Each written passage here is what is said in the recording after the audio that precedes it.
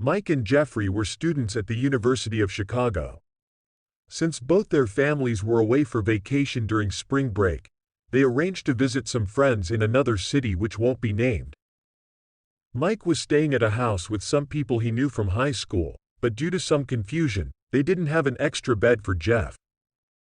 After some discussion and awkward apologies, Jeff decided to stay at a cheap local motel instead. That night, they went out for drinks at a local bar and ended the night at a popular nightclub. It was almost 4 a.m. by the time they decided to call it a night. Mike said goodbye to his friend and walked back to the house where he was staying. That night, as he lay in bed, Mike had a horrible nightmare. In the dream, he could see and feel Jeff's presence at the motel, crying out for help. He was being chased by a fat, bald man who was brandishing a knife. Mike watched in horror as his friend was cornered by the man and viciously stabbed to death. The dream was so horrifying and realistic that he woke up in a cold sweat.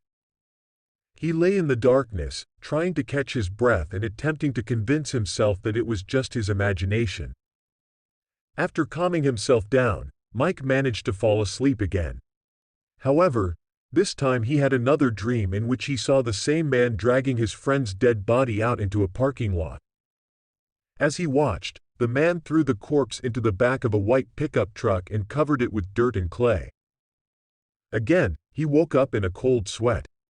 His shirt was soaked and he noticed his own hand trembling.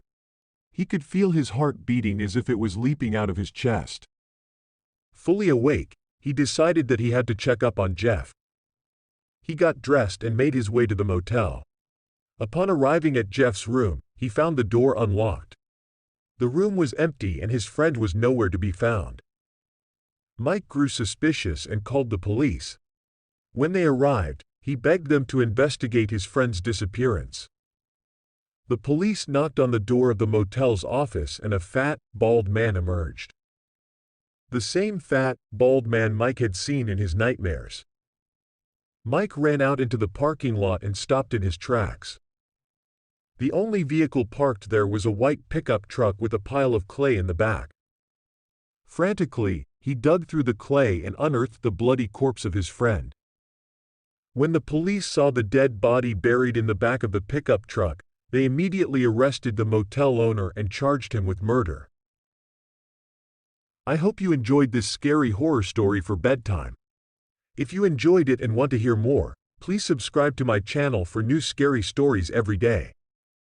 I also appreciate it if you could leave a like and comment below. Thanks for watching and I'll look forward to scaring you in the next one.